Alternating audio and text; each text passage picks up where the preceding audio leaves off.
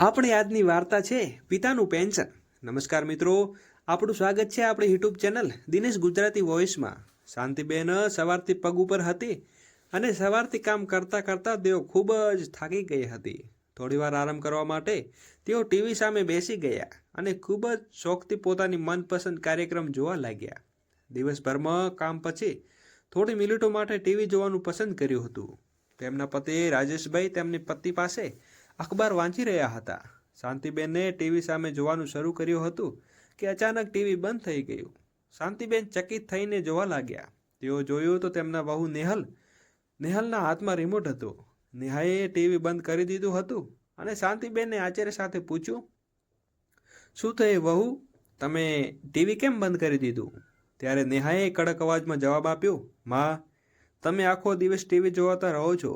તમને ખબર છે કે વીજળીનું બિલ કેટલું આવે છે?